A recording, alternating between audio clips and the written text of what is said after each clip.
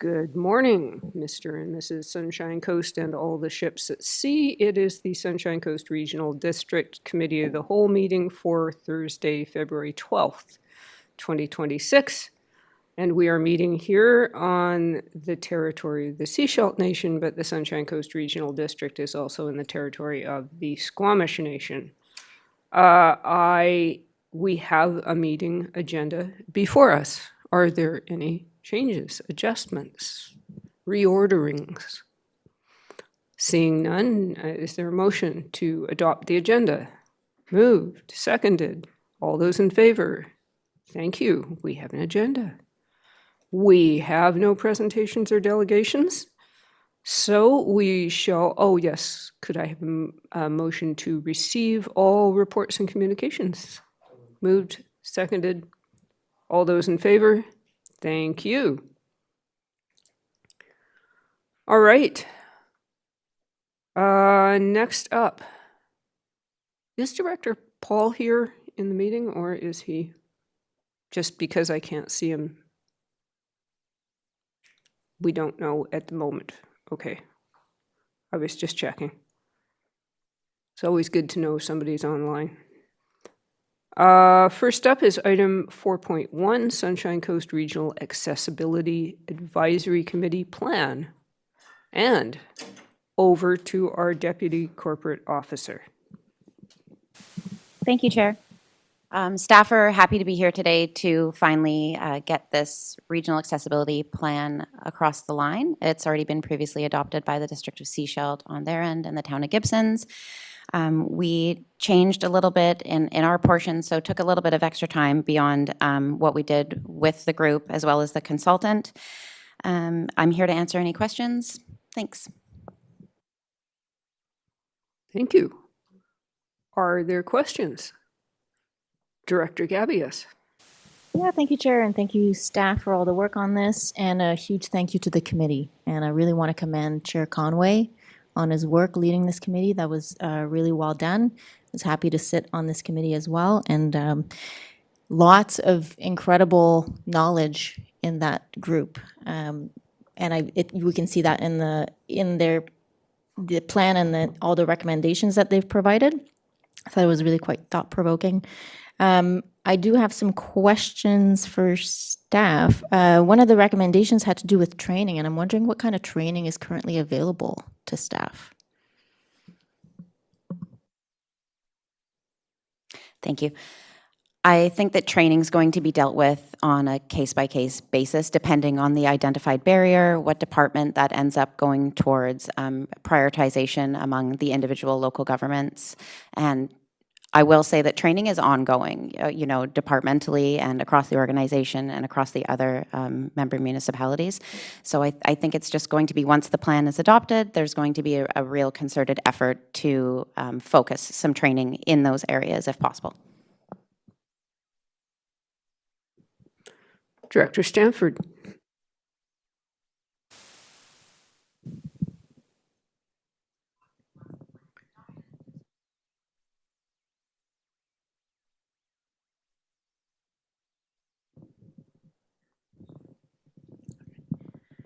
First, I'll just a little comment, and then I'll get into my question. I started my working career in working in accessibility issues for people with disabilities, and I'm just shocked that we're just now getting to basic standards for buildings and general accessibility. I thought we had nailed this years ago, but I really appreciate that we keep moving forward. This isn't a slight on the regional district. This is more how the province is laying this out, and the Basic Act came in 2022. Just mind-boggling. Anyway, my question is, I am questioning how our accessibility will standards will be able to be laid out across the board. And of course, I'm looking at the docs. There is a standard, don't look at me like that.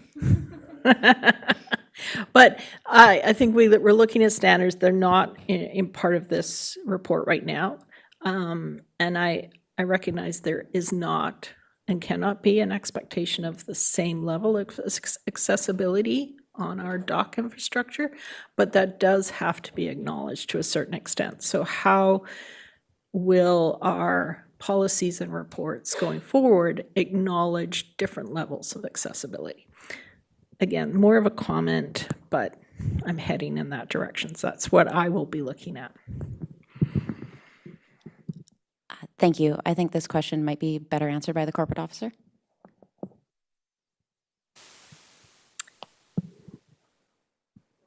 Thank you for the question. I think what will happen after today, once the plan is endorsed, is we will have to send it back to staff. And there's the legislation requires constant review and updating of the plan.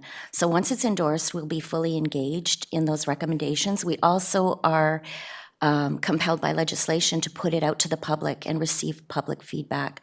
So at the 3-year mark, we will be doing a formal update of the plan.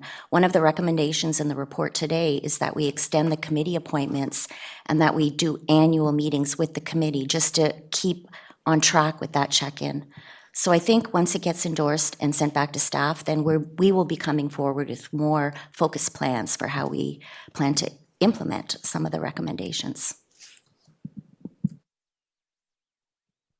Thank you. Director DeAndrade. Thank you. Yeah, I appreciate the plan Gibsons have already endorsed. It might be out of scope, but I'm just curious about funding. I understand that each municipality can apply for $25,000. So altogether will be $75,000. And I believe the first section will be for the committee to list the challenges that they have in each community. Is this more or less where we are going? And this, I understand that the plan will be revised after 1 year, but is the scope of the work within this year to address that? Thank you for the question. There are some grant opportunities. The one that I believe the District of Seashield and the Town of Gibsons are pursuing doesn't meet our timelines. The plan had to have been adopted and enacted in a pretty quick turnaround. However, there are always other opportunities, and staff are going to look into those. It's part of our recommendation that we do explore.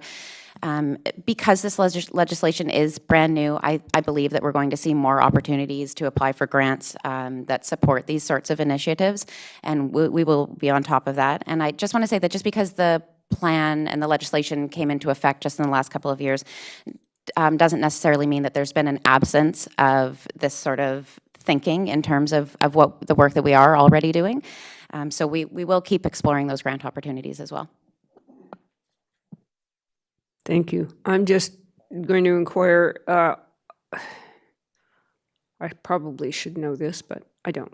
So does the legislation cover only the local governments and what falls under our purview, or does it cover also all public venues, such as the movie theaters that are mentioned, and taxis, and other things? And if so, does the province have any plan to further accessibility with private organizations? Because we obviously don't control that. Thank you for the question. Local governments were not the only group under this legislation. There were many things that they list as organizations. I can't rattle them off by heart at the moment. I'd be happy to look into that and let you know offline. But we weren't the only ones included, and I can't speak to what the province is thinking about in terms of future legislation for private businesses. Director Gabius. Yeah, thank you very much. Such a wealth of lived experience and knowledge in that group, and I'm happy that it'll be continuing.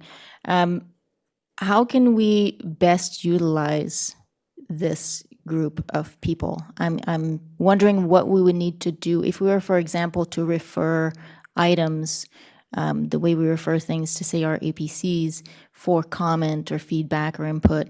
What would need to happen in order for this group to be able to do that? Thank you for the question. I think that's one of the great parts about extending the terms of the committee volunteers that have already been involved up to this point, is that we are maintaining that continuity. So they're going to have a really robust idea of the items within the plan, the barriers that they did identify, and the work required. So I think that at any time in the future, when they're meeting up until the point of revising the plan at a future point, that any items that the board wish to send forward could be put forward by a staff liaison to that committee. Good. Director Dandrad. Thank you. Usually when there are projects like with all the municipalities, there's a leading agency. Is the SRD the leading agency for this one? Thank you. No, it was a regional approach. It was the work, for lack of a better term, was split 3 ways. So I'm trying to understand how, because we have the advisory committee that will meet once a year, but there's the work from staff, right, that will be conducted, or? Thank you. So now that these barriers have been identified by the committee, it's incumbent upon the organizations to find a way within that organization departmentally to address these items. Thank you. Looking around, I'm not seeing, just Director Paul, if you need to put your virtual hand up, just wave, because your virtual hand is little teeny tiny and we can't really see it. So wave at us. Thank you. All right, Director Gabius. Yeah, I just want to move the recommendations on page 3. And is there a seconder? I see a seconder. Wonderful. Any further comments, questions? Seeing none, I'm calling the question. All those in favor? And that passes. Thank you very much. We are going to move on to item 4.2, which is water service suspension due to non-compliance board policy. And over to GM Rosenboom. Good morning, Chair. Thank you. As part of bylaw 778, one of the provisions within the bylaw is for the SRD to suspend water service to users in certain circumstances. It's staff prepared a policy on that item for the board's consideration to clarify some conditions under which we can actually pursue a suspension of a service, and most of the policy is in line with the practice that has been in place for several years now under bylaw 422. And I'm here to answer any questions you might have. Thank you. Thank you. I'm not seeing hands immediately, so I'm going to ask, how do we deal with cases of hardship?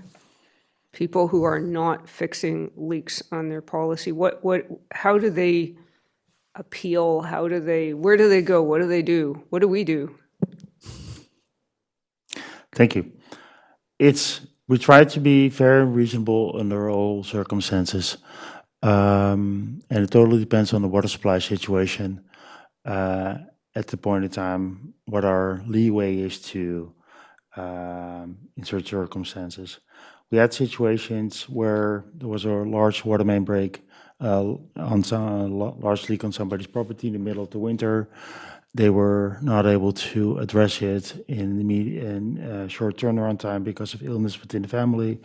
We grant extensions until such time that they could do it, but with a plan in place to actually have it prepared within a certain amount of time. However, in the middle of the summer, if we were to be in stage 3 or stage 4, our ability to provide certain such type of extensions is definitely less. We also had circumstances where residents were elderly and they did not completely understood what was actually going to happen. So we had staff going on site explaining what was actually the case, what was happening, what we expected them to do, and walk them through the process. And in that case, we extended the suspension timeline for several weeks to allow them to fix it. So we're trying to be compassionate and fair, but it all depends on the circumstances, what is possible there. Thank you. Director Stanford. I'm just going to dig a little bit deeper into how you find non-compliance in this scenario. How quickly can we find a leak? Like if a leak starts one day, how frequently do we check the water meter to know that there's a leak? Staff. Thank you. We, on a monthly basis, we try to read all the meters within our system, and all the moderate to large leaks identified receive a leak letter. And all the larger leaks, larger potential leaks that we identify, we go back and assess those leaks on an individual basis, so we can actually confirm if it's a misread and actually define the volume of the leak. And if it's confirmed that there is indeed a potential for a moderate to large leak to happen, then we follow up with residents, and if they have multiple leak letters received and there's no compliance result received yet, so usually that's already several months afterwards, then we move towards a suspension. However, there are cases like we had very recently an instance where we had a leak. It was moderate. The next time around, it's double in size. We're currently talking about 135,000 liters a day. So it moved from a regular shut-off procedure to an emergency shut-off procedure because that was a little bit too much. So I have a follow-up, and it's more to do with the metering than anything else. So if the meters are read approximately once a month, are they running a radio signal or some kind of signal all the time, or is it just when I think it's a vehicle that goes by to read them, or are they constantly sending out a signal? I'm asking because I have had requests from constituents concerned about the technology of the wireless water meters. Thank you for the question. The technology used is in line with the regulations as established by Health Canada. There is currently one resident within the entire Sunshine Coast, as far as we know, that has opted out of not wanting a radio frequency meter. So that residents had the options to do so. What it would require is that we would manually have to read those meters every quarter for the billing purposes. But just to be clear, it's a radio signal. Does it run all the time, or does Yes. it does? Yes. Okay, thank you.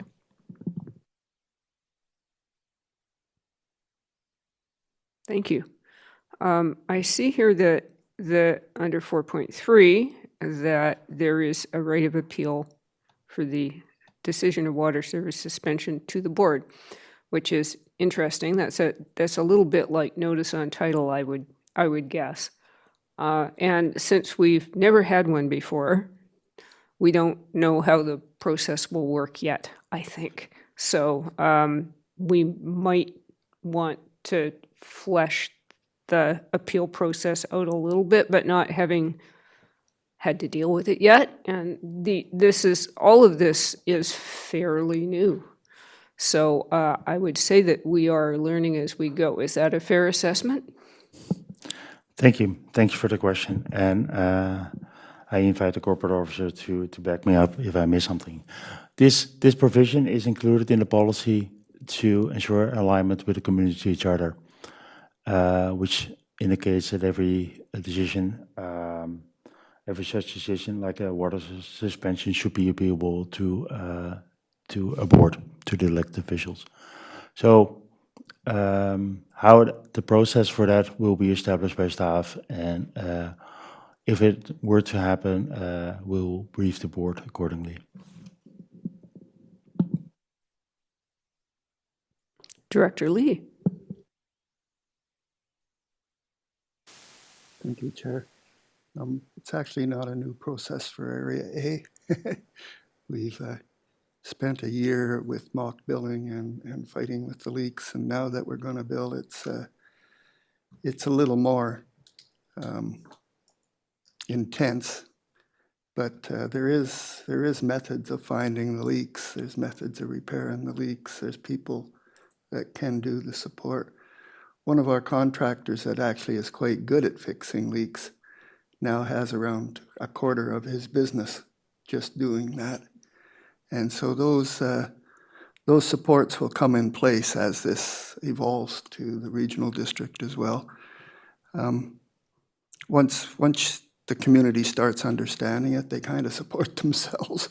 You know, the word spreads pretty quick. So it wasn't at all as bad as I thought it was going to be in Area A. It started to, the contractor stepped up quite quick and started handling it. So, but I will say right now, though, that there's a lot of plumbers turning down meter problems because they're too busy. So I guess we'll see how that evolves as we get the, 20,000 more down in the regional district? That's quite a volume. Anyways, not so bad.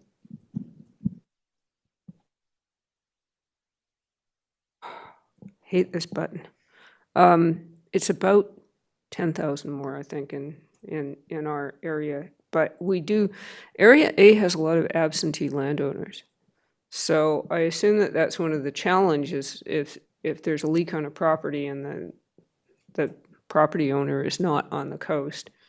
But I was more concerned in my area about older properties with older property owners who, may have difficulty dealing with the situation. However, we will see how it goes. Policy was needed. We've got a policy here, a draft policy.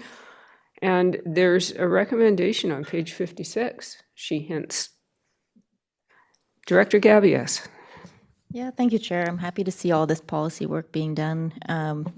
Provides a lot of clarity for residents, staff, the board. So I'm happy to see all this work. I will move the recommendation on page 56. And I see a seconder. Wonderful. Last chance to kick at this can. I'm not seeing any. All right. All those in favor? And that passes. Thank you very much. Next up is billing adjustments for water leaks board policy. And over to staff.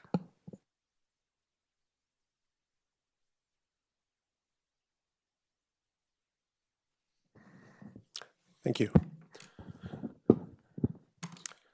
So the authority to grant billing adjustments for water leaks is provided in bylaw 778. The bylaw sets out that leaks will only be considered for, or adjustments will only be considered for leaks to the main service line or for an involuntary activation of a fire suppression system. It also sets out a 6-month timeframe from the initial billing date for when a leak must be repaired and an application for adjustments submitted. The policy expands on the bylaw by clarifying when a leak adjustment will be considered or what type of leaks will be considered for adjustment. It also defines when the initial billing date is, so when the 6-month clock starts ticking, and it sets out how adjustments will be calculated. That will be done by estimating normal water consumption and deducting that from actual consumption over the adjustment period, and then adjusting the bill accordingly. With that, I'll take any questions. Thank you. And do we have any questions?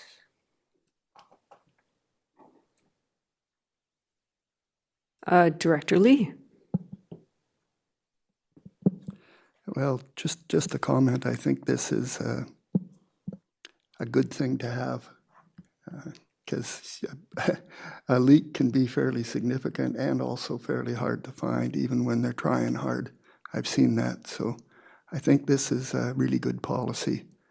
And I'd like to make a motion to accept the recommendations on page 62. And that is seconded. Any further questions, concerns? Seeing no hands, I'm calling the question. All those in favor? Thank you, and that passes. Next up, our water rates and regulations bylaw fine updates. Over to GM Rosenboom. Thank you, Chair. As part of bylaw 778, several new fines are proposed, and they're included in this report. Some are updated fines to already previous items listed in the bylaws, in the enforcement bylaws, and there are several new ones added because of updates to the bylaw. Thank you very much, and happy to take any questions you might have. Thank you. And looking around for hands. Some of these are quite straightforward. Director Gabias. Thank you, Chair. I'm wondering if staff could say a little bit more about the two new offenses that are in the table on page 71. Just like, what does that look like? What does it mean?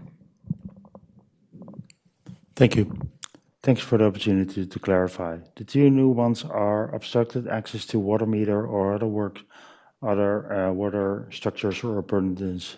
What we see is that with the transition to volumetric billing, access to water meters is now key. We need to be able to take a look at a water meter to confirm if it's leaking, to inspect it, to make sure that before we take any enforcement action or suspensions or whatever, that we actually have a look at the meter itself.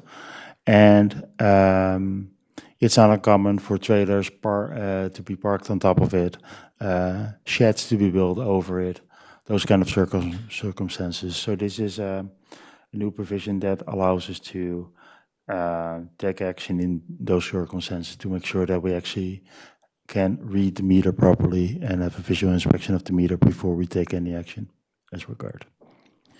And the second one is applying water without permission.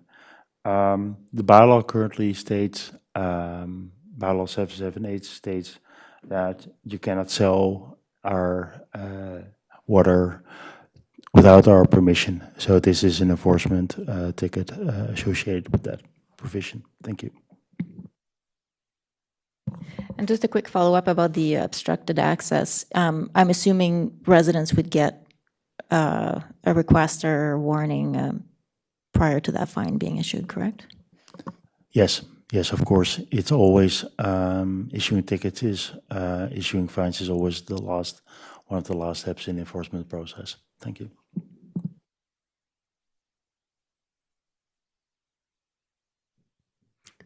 Okay. I'm not seeing any more hands. Am I seeing a motion? Director Gabias. I'll move the recommendation on page 67. And I see a seconder. Thank you very much. If there are no further questions, I will call it. All those in favor? Any opposed? No, that passes. Wonderful. All right, more fines. Building bylaw 779, fine updates. And a great little chart on page 73.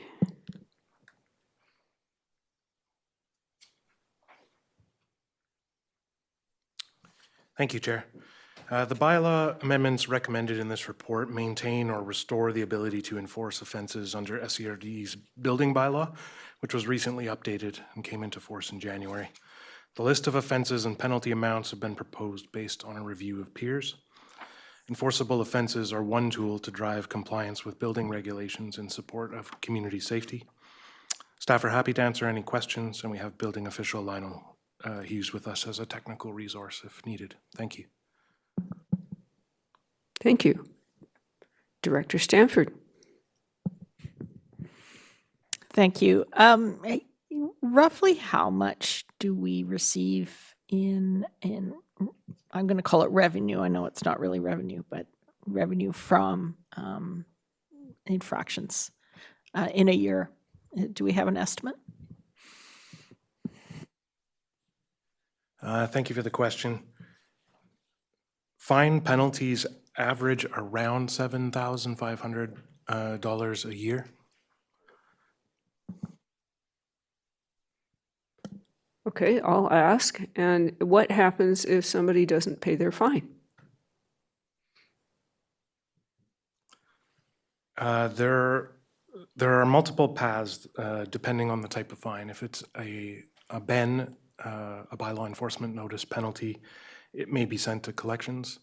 If it is a municipal ticket, there are other methods of recovery through the courts.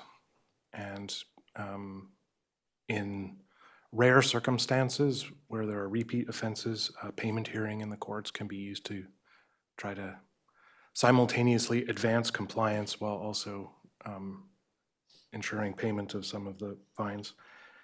If I could also mention, fines, actual penalties issued with offenses are in the minority of the overall number of investigations for bylaw compliance that are undertaken. We're pleased that something like 3/4 of complaints are resolved through voluntary compliance. Thanks. Thank you. Director Lee.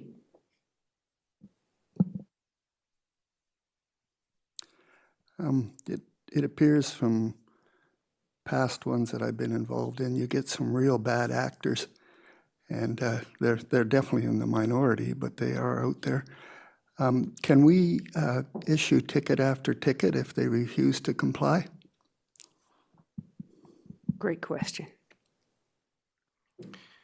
Thank you, Chair. In alignment with the board's bylaw enforcement policy and the provisions in the building bylaw, an offense can be considered a new offense for every day that it continues. But staff look at a compliance strategy and whether continued ticketing will be effective in driving compliance. Thank you. Thank you. I mean, obviously, the purpose of this is to get a change in behavior, not to collect money. But by the time we get to the point of actually issuing a fine, we've already put quite a bit of resource into trying to get compliance, I assume. So the fines probably don't even cover our costs. I don't know if that would be speculative, I suppose.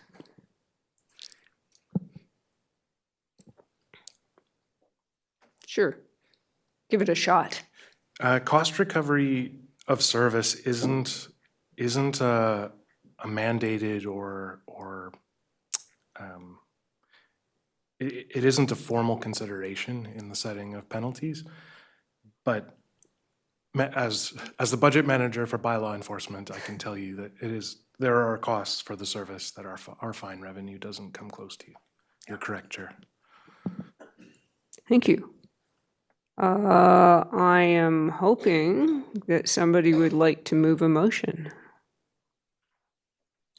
Director Lee. Thank you, Chair. I'd like to make a motion to accept the recommendations as contained on page 72. And I see a seconder. Thank you very much. If there are no further comments or questions, I'm going to call it. All those in favor? And that passes. Thank you very much. And we have already reached page 79 Community Resiliency Investment Program, Fire Smart.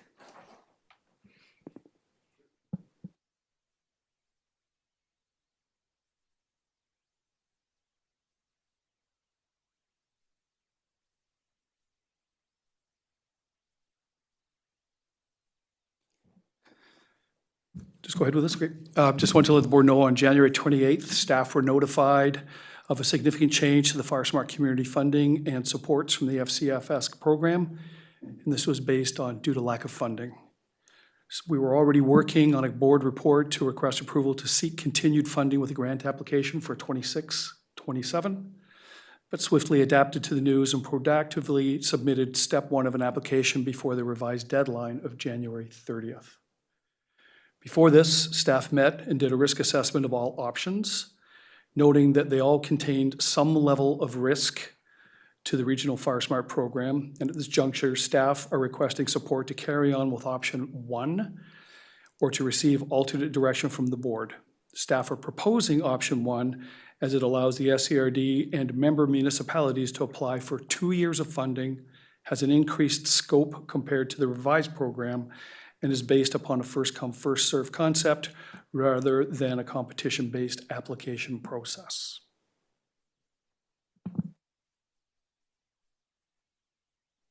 Thank you. Directors will have read the recent UBCM circular on this very topic. Director Stanford, did you want to, or is it Director Gabius? Go ahead. Yes, so just for clarity, so currently we sort of have our foot in the door. So we've expressed interest in the first come, first serve. So all we need to do is to finish the application. And so my understanding was that whoever was in that original intake would receive the funding. And then but is that not the case? Like, is there still a risk that the request will be denied? Great question. You're correct in that we've put our foot in the door to be able to apply under the former program. However, it is still an adjudicated process, and they are advising us that there's roughly 25 million left in the program, and they're unsure of the number of applicants, and so there's still a risk of not having any funding moving forward. Thank you. Director Bax. I know I've been quiet this morning. Well, to save as much time and move you gentlemen along your way, I'm going to ask that we adopt the recommendations as they appear on page 79. And I see a seconder. Okay. Director Lee and then Director Deandrade. Mostly a curiosity question. We've expended all of the previous grants we've got, right? So we've proven we can use the money. Is that a fair statement? That's actually not correct. We have quite a bit of funding left in our 2024-2025 application. And part of proposal of option 1 is we've advised UBCM that we are going to finish that project early and likely return some of the funding so that we can have a new application moving forward.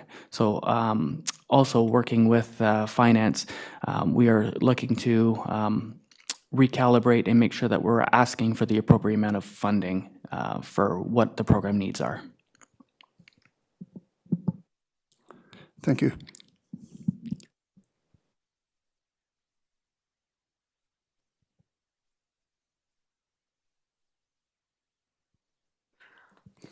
Sorry, technical difficulties here. Director Gabius. Yeah, I'm so bummed about this, especially because wildfire risk in British Columbia is increasing. It's not decreasing. I was just reading an article yesterday saying that we are on the path to a hothouse Earth. And so FireSmart has been, in my opinion, one of the most effective tools we've had to reduce risk in a very practical and measurable way. It's also such, and I think that's what hurts the most for me. It's like it's such a clear example of successful province to local government collaboration. Like that model works. It's, there's an issue, the province develops a program, passes it down to local government for implementation, and provides the funding as well, creating great jobs in the community, leveraging local knowledge, local relationships. We've built trust in the community with the FireSmart program, with all the engagement that's happened. So it's really so upsetting to see that there's a shortage in funding, and I'm really worried that that's just next year is going to be, next intake will be competitive as well, which, these programs, like these mitigation programs, require planning and hiring, and it's just, if we move towards a competitive model that is not reliable, I think we're going to lose a lot of ground and all the gains that we've had. So I would suggest that we send a letter to the Premier and to the Ministry, to Mr. Parmar and to our MLA, to ask them to, realize the success of this program that they've developed and this model, and that it should be built on and not scaled back. So I drafted something, so I'll circulate that. But Chair, would you like a motion for us to send an advocacy letter? We could do a motion, or we could take it to board this afternoon. I'm not sure which is the most appropriate. UBCM has already issued a communication saying pretty much what you're saying. But yeah, I suggest we take it to board. Thank you. Director Stanford? Yeah, following up on that, it is one of the few programs that it's community engaging directly with local government on a peer-to-peer project. They're working at the same skills, and it's all positive when we're working with FireSmart. Even the work that was just done recently in Maple Park at the YMCA neighborhood, it really makes a difference. The community sees that work and they know what it means, and then they are then motivated to keep that work up. So it's just like benefit upon benefit. I can't imagine why we would go to a competitive model, because every part of BC has got challenges in this particular scenario, and it just doesn't seem right that it's going this direction. Thank you. Director Lee? Just one final comment before we vote, if it's okay. We don't live beside a forest. We live in a forest, and this is this program. It does so much to help us survive. If a wildfire does occur, it would be a darn shame to see this program discontinue. And I agree with everything that my fellow directors have said. And so anything we can do to help it, we need to do. And I must say that my Saginaw Lake Community Association are trying to FireSmart the whole woods, and they're doing a pretty good job of it. So I really agree with the community being involved, and it's good. It's good to see that. Anyways, that's my comments. Thank you. Well, insecure competition-based funding is where we are as local governments. I mean, the Fraser Valley drowned, and they still can't get funding for dikes. So it's pretty scary out there. But we have a motion on the floor, so I'm going to call it. All those in favor?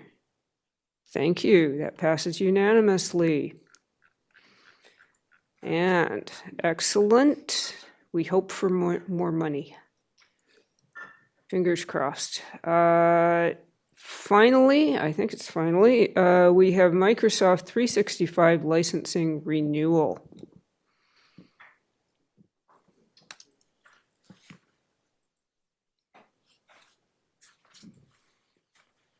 Thank you, Chair. This report requests board decision on a contract option to purchase the 5th year of Microsoft 365 licensing through a reseller online business systems.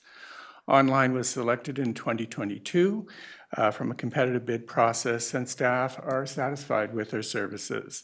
The SCRD can purchase licenses directly from Microsoft, but like most local governments in BC, we gain access to the BC broader public sector volume discounts through resellers, who also offer invoicing options instead of credit card payments. Happy to answer any questions. Thank you. I must say that I'm fairly horrified that $227,000 is the discounted rate. Having to bite my tongue here. Director Stanford. I understand that some governments, country-sized governments in Europe are moving away to their own systems outside of Microsoft, especially around communications such as Zoom or Teams. Is there any other option than Microsoft, or is this where we're at? Great question. Thanks for the question. There are other options, obviously, but pardon me? I didn't know it was obvious. I've never heard of any others, so. They're not really feasible at this time in North America, certainly in British Columbia. So we are, I think, not eager to be a leader in making those significant changes and doing the investigations and establishing that. And the costs overall would likely not be less. Sadly. Yes, Director Stanford. I will move the recommendations as presented on page 85. And I see a seconder. All right, I'm calling the question. All those in favor? Thank you. That passes. And we sell our souls to Microsoft again. Finally, the last report up is Director Constituency and Travel Expenses for year end.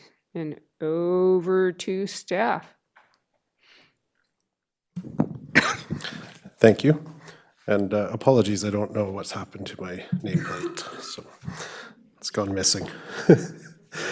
So this is our regular quarterly report on Director Travel and Constituency Expenses. This is for the 12-month period ending December 31st, 2025, and it represents, the amounts reported represent expenses incurred in 2025. So December expenses are generally paid in January, but those expenses are reflected on this report, and these are the values that will be reported on the Statement of Financial Information in April. With that, I'll take any questions.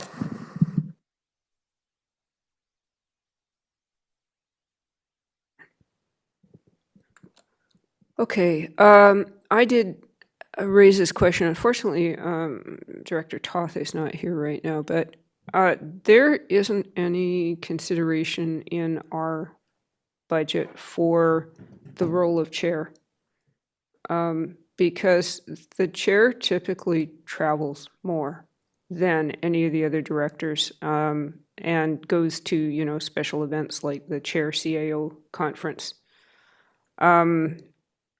So, we have simply absorbed that into the regular budget, but if we're looking to set expectations on what directors spend, then it is a consideration. So, and maybe it should be looked at in the future. It appears that we're under budget anyway, which is nice. That's because we're all wonderful and responsible people. But I don't know. If we revise the policy at any time going forward, I think it would be a consideration. Otherwise, obviously people who have further to travel, like Area A, are going to spend more on travel. It kind of makes sense. Any other thoughts from any of the directors? Director Stanford? Yeah, I do think we need to acknowledge the role of the chair with a specific line item for chair travel activities. I am happy to see that we're no longer over budget with our expenses, that we did expand it for this year, and I think it's a good idea to keep it at the level it's at. But also what it did last year was make us more aware of especially the conference expenses, and be more cognizant of exactly why and when and what we're going to try and keep those expenses down. Yeah, thank you.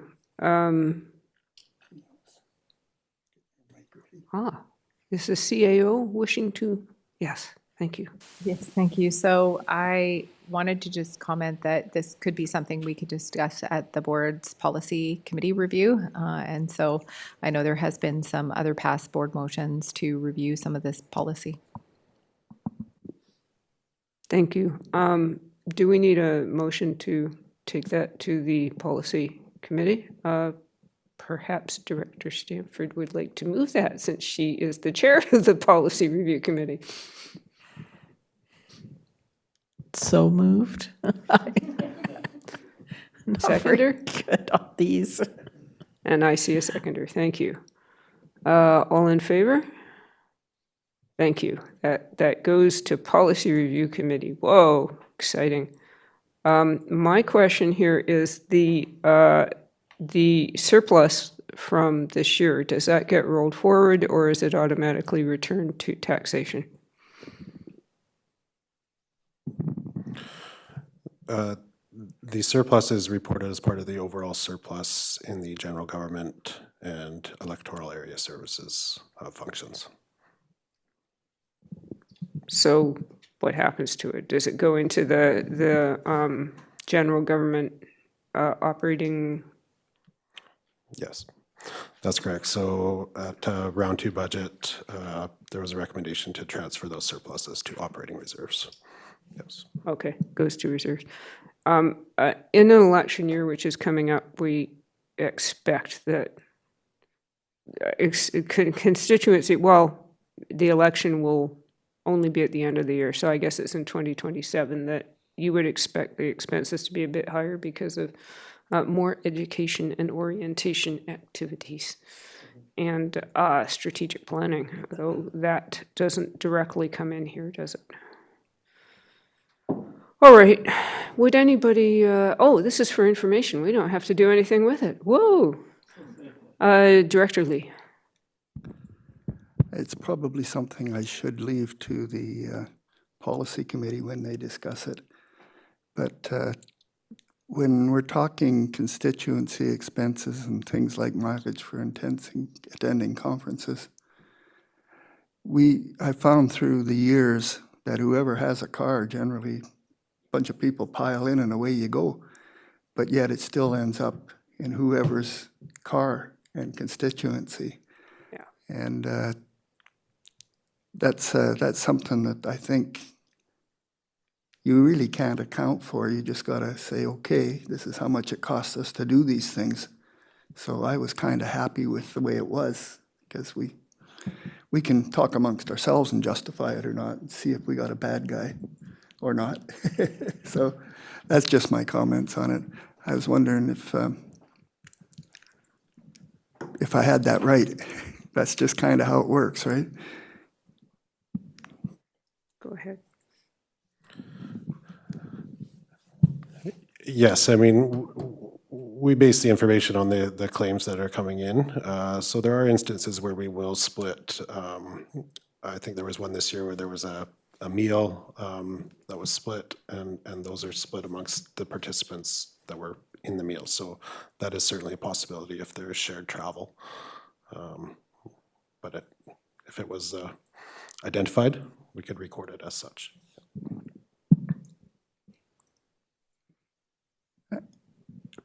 Yes. Go ahead. My point was, it's just an unnecessary amount of work for a small amount of dollars. I'm not sure we need that kind of thing to start worrying about the pennies. Yeah, there's a questionable value to nitpicking down to that level when we give each other rides. Director Gabius. Thank you, Chair.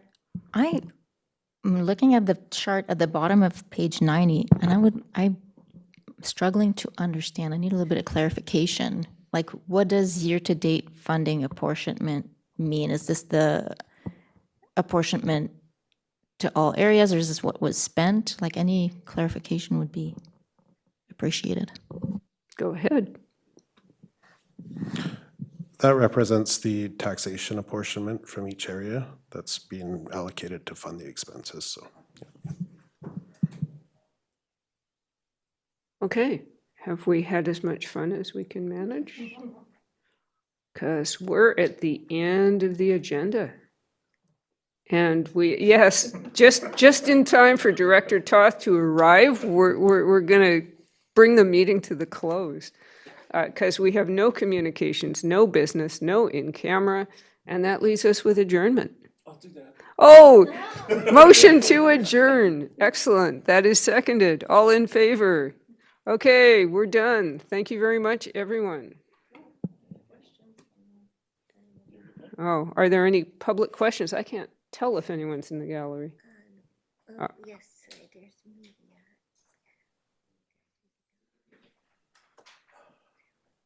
Thanks, Brad. Darren got here like 30 minutes ago. Does she have her hand? Oh, Connie, are you there? Excuse me, we have a question. Connie, can we hear you? Uh-oh, technical difficulties. You'll have to email us.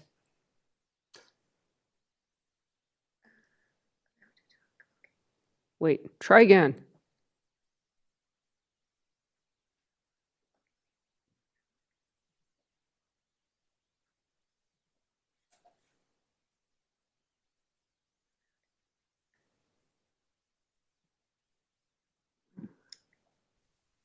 Hello, Chair. Can you hear Oh, me? finally.